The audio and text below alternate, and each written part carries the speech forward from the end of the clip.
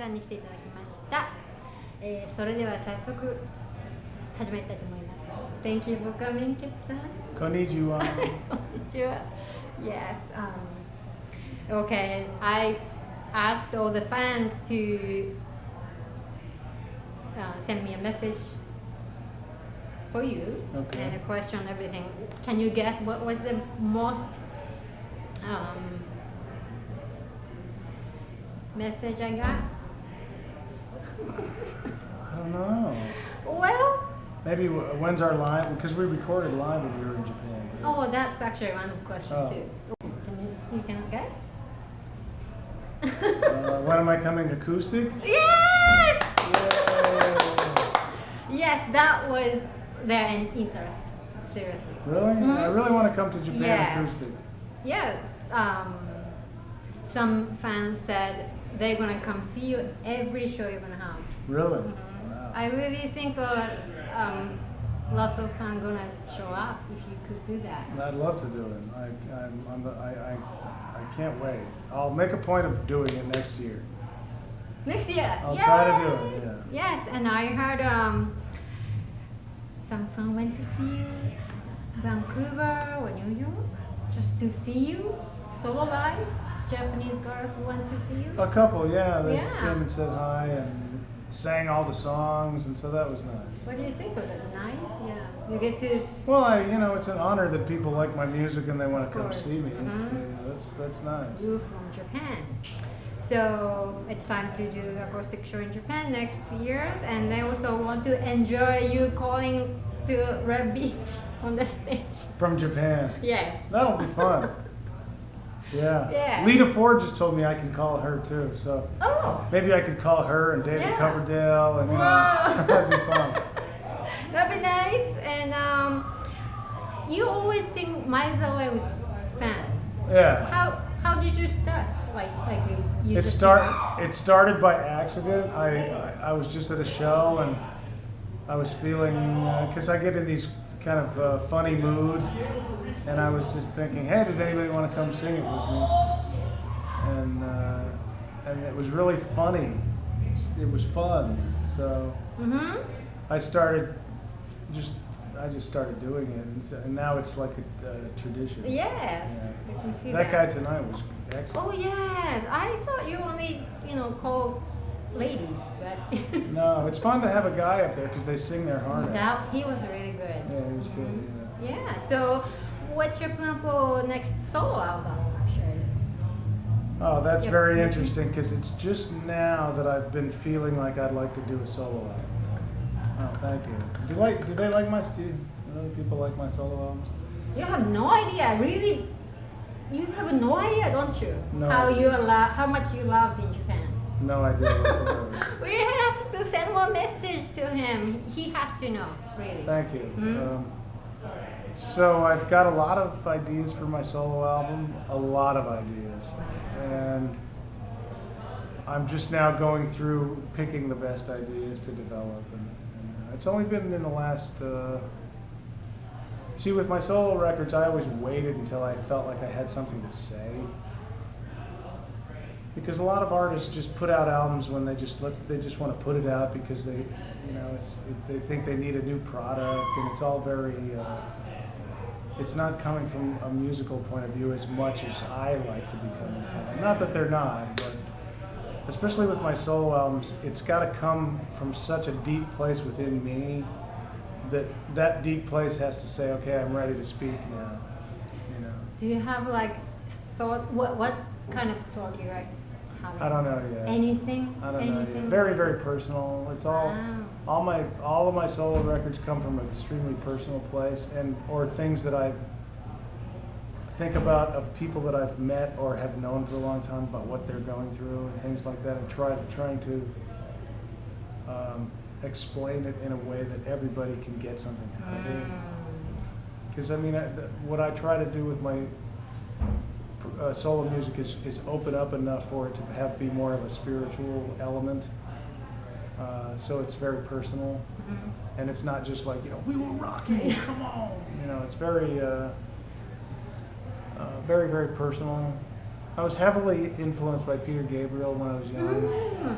So I always look to him for answers when I'm trying to, think about how to approach something artistically. If I don't know where to go, so I'll go back and listen to his early albums and find answers there. So. Wow, like Security, that album. So mostly Security. That's to me one of the greatest all-time records in many, many, many ways. Are you going to do project with Andy Simmons? That's what I heard. No? Andy and I have been trying to make an album for years, so we haven't. Neither one of us has come together with the time. I'd like to write music for him to co-write, and what I'd like to do is make a platform for him to just do his guitar playing, because he's. Andy is one of the greatest, not only guitar players, he's one of the greatest living musicians. I mean, he's so deep and so mature, it's astounding. It's every time I play with Andy, I'm kind of shocked at how good he is.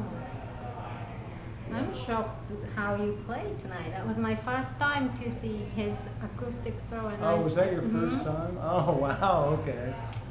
No wonder everybody wants to see it. You have to go to show. Oh, okay, good. Thank you. Yes, and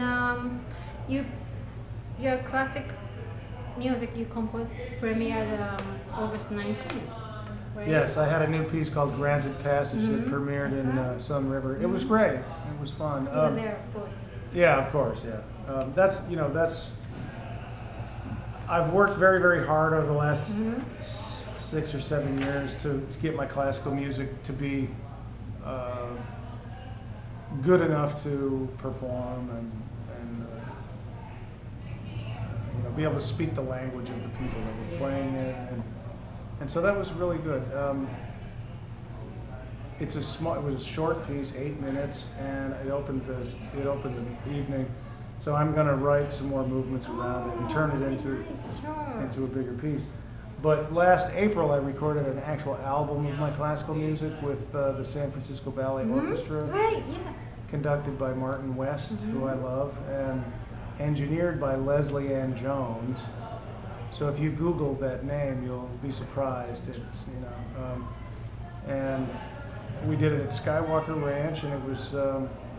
We did Ghosts, the ballet that I had. We did 4 movements there, and Conversations with Nijinsky, a big orchestra piece with, it was, I think, 57-piece orchestra, maybe 60, something like that. And you wrote each one? Yeah, I write it all. Right. And I'm left-handed, actually. Yes, that's right. So, and then another piece called, well, right now the temporary title is Adagio for Orchestra, but I'm going to give it a name. So that's going to be coming out as my first solo classical album in 2016. Oh, next year we'll have something to look forward from Kip Winger. Okay, so I'm going to ask you about Band Winger. Yeah. Yes. So new album plan? Reb and I are going to do some writing in September. Oh, and soon. Yeah, he's got a little bit of time off from Whitesnake, which he's been out there doing, and so we're going to start the writing process in September. We're pretty fast, and we'll see what we have. Okay. Reb and I, we've raised the bar every time, so. Right. And with my solo music too, I raise the bar, so I really only will release something if I think it's on the level of the rest of the stuff. And if it's not, I just won't put it out until I get all the songs, up to the level of the last time. Because honestly, I think with my band in particular, there's a guitar in the background. Yes. Sorry, we're at the venue. So with our band, it was, I think the reason why people have gained more momentum and like us more, because we keep the level of music up. Yes. You said a live DVD release? So we recorded all the shows in Japan last time we were there. Yeah. And you went twice. Is that which one?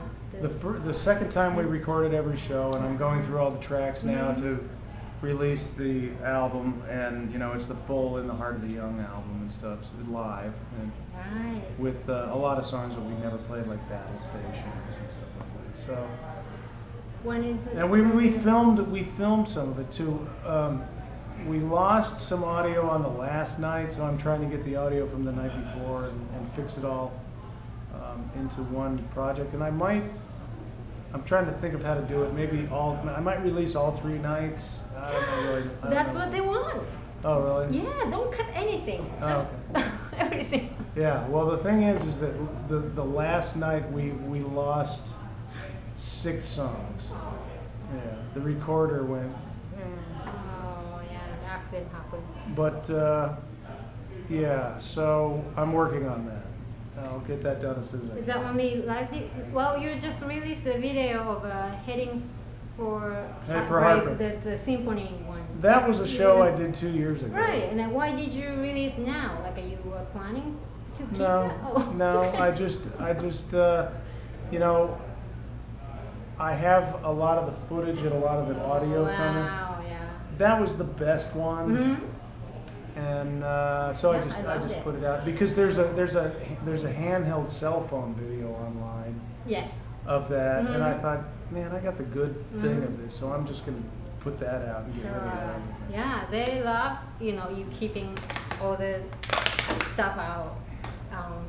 Well, you said it first, second album you played it entirely, and how about this?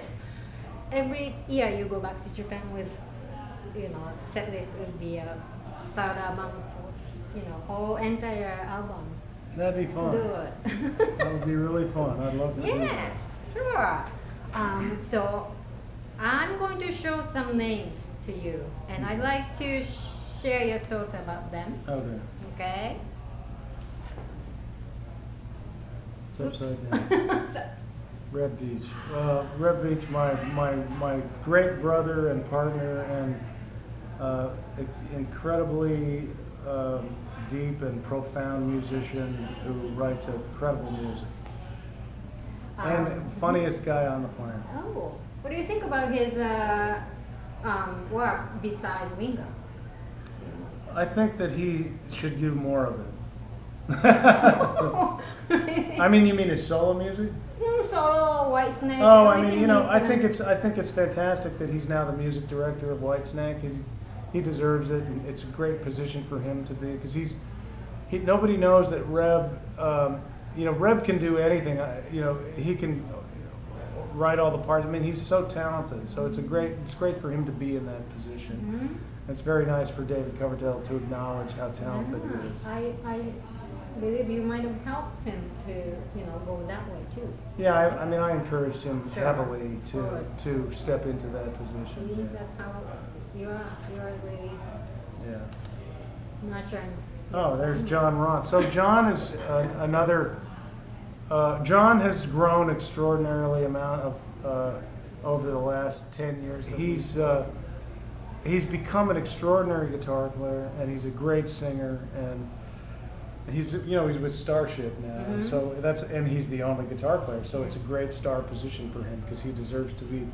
In our band, he's always under the limelight of Reb, a little bit under. Okay. We try to showcase him equals, but Reb is the original guy. So, and it's great for John to get out there with Starship and be the guy and be showing everybody how talented he is. For me, it's a loss because he missed a lot of shows, and so he had to, because Mickey Thomas is like, you have to be in our band. But he's my good friend, and also he's a very good songwriter. Nobody really knows that. We co-wrote 3 songs on the Better Days Coming album, and he did a great job. What was the big point for you to decide that he's going to be the one after Paul Taylor left? We auditioned a bunch of guys, and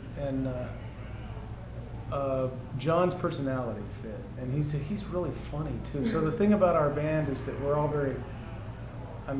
those 3 guys are extraordinarily funny, Including you. I can be funny. So we laugh a lot, and we really like to hang around together. Sure.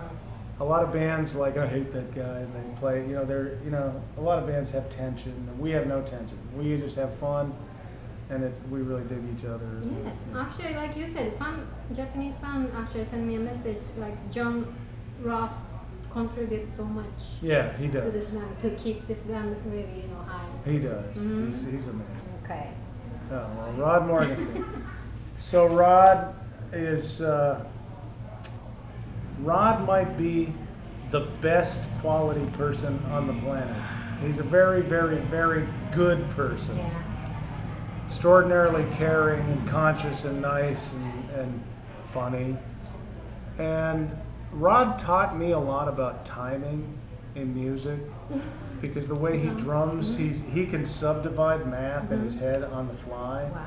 So he can do like one time signature with this hand and another one with this hand, and he's an extraordinary musician. And Rod, I think from the very beginning, Rod elevated our musicianship in the very beginning a lot, because he came from this extraordinarily musical band, the Dixie Dregs, and we had a lot to live up to when we worked with Rod. So he was kind of a mentor in some ways with timing and just different way you can think about music and stuff like that. And so Reb and I and John, we have outside of our band, we have an extra respect for Rod, because he's in another band like with Steve Morse and Dixie Dregs that we worship. They're just incredible musicians. So. Yeah. Oh. Wow. I really want to know. Actually, I'd like to ask you, as a bassist, what do you think about it as a bassist? I used to be a really good bassist, and I don't care anymore. What I care about is composing. Oh yeah. So I'm overqualified for rock. And I'm not good enough to play Dixie Dregs or something, like Dave LaRue. Dave LaRue's like blah, blah, blah, or Billy Sheehan. These guys are. Well, like, you are a Kip-san. You do your thing. Yeah. So my template is Paul McCartney, Sting, Geddy Lee. These kind of guys where they play bass and sing. That's what I do. Right. And play keyboards, play guitar, play bass, sing. And so that's what I. Can you hear that in the background? We're at the show. And so I can play bass well, and I can record good bass. I'm as good as anybody, but not on the level of the guys that do like more prog rock and more specialty bass playing, because it's just not my thing.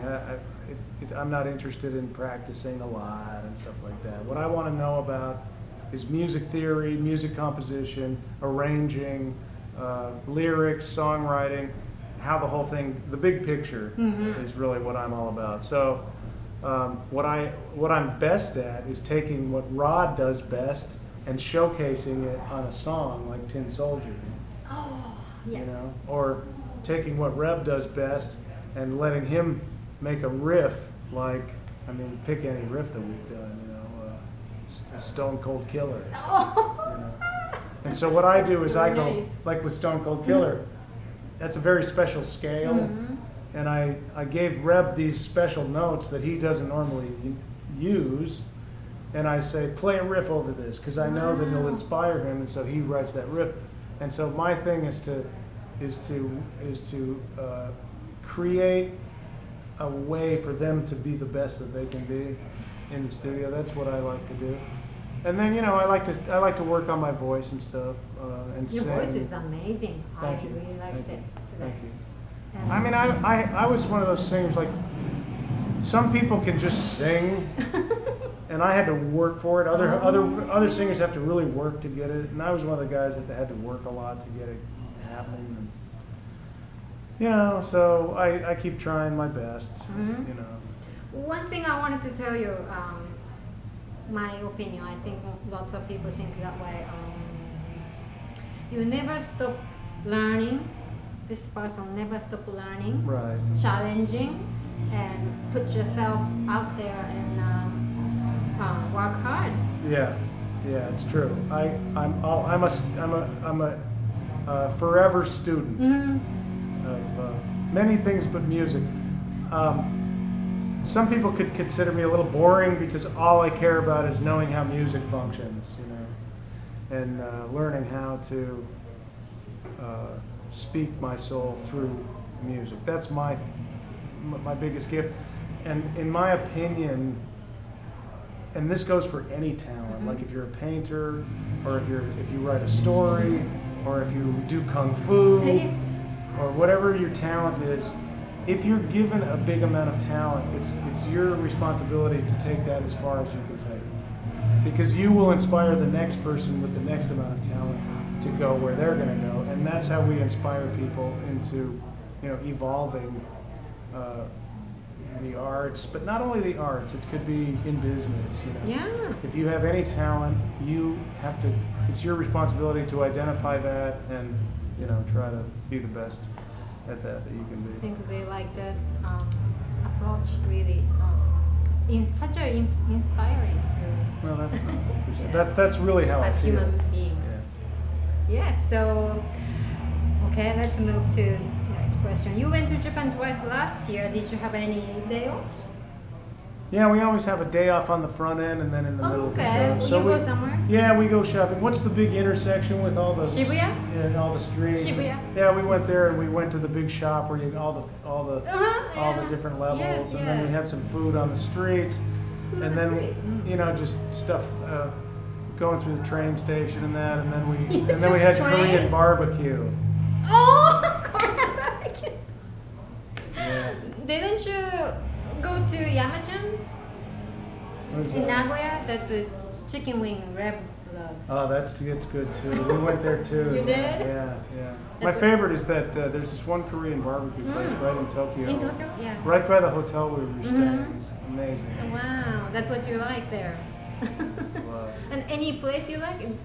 You're okay with those city crowded place? Yeah, it's Oh. great. Oh, that's it.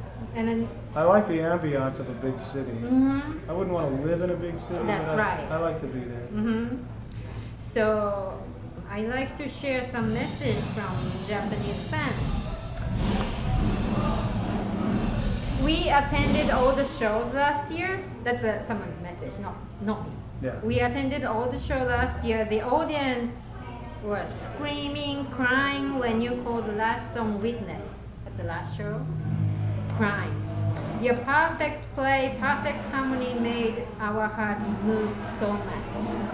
That's nice. Please come back to Japan again. Thank you. Witness is a special song, and that took a lot of practice. And it's very, you know, we need Paul Taylor for that because it's best with bass guitar and keyboards. I mean, I could play the keyboards, but it's nice to have Paul there because he's an original member, and he really added to the spirit of the evening, especially on all the second album music. And I gotta say, I'm really lucky because we all get along so well, and it's just, you know, my favorite version of the band is the 5-piece version with Paul in there. It's not easy to coordinate everyone's schedule because Paul plays with Tom Kiefer, Right. John's in Starship, Red's in Whitesnake, Rod is in, you know, now he's touring with Jazz is Dead, and he teaches at Berkeley. And, That's right. but I love the 5-piece incarnation of the band, and so I would love to come back to Japan. First Solo acoustic, Yes. and then, but I remember that evening really well because we only played Witness once because our thing was to play a different song that no one heard every night. And it was, I remember standing on the stage thinking, this is it, this is as good as it gets. Now, I was actually singing the song In the Heart of the Young on the second album, and I thought, you know, I sang, there's a fire, and I was thinking, this is as good as it gets. I mean, this is it, right here, the top, man. It was really it was a very, very, very special few days for me. So, thank you. Oh, I'm glad you. Arigato. Yes, Very, so you're gonna very have special shows for me. we have DVDs coming soon. Yeah. It's like I say, we lost some of the audio, but we're definitely gonna put all that out as much as I have. You know, I definitely have 3 full nights, and 3/4 of the 4th night. Oh, okay. Yep. Yeah. Thank you so much. Before I let you go, I want to check your hands. Oh, do you read palms? No, I just said, as a bass player, guitar player, how you don't have a, what do you call? Calluses? No. Oh, here's my hands. See? And then I have these fake nails on them. Oh, is that right? Ah! It's acrylic. For guitar playing. For guitar playing. Okay. Yeah. Wow, that's actually, I imagined more like, what was it? Rough calluses. Like so soft and smooth. Yeah, I have good genes.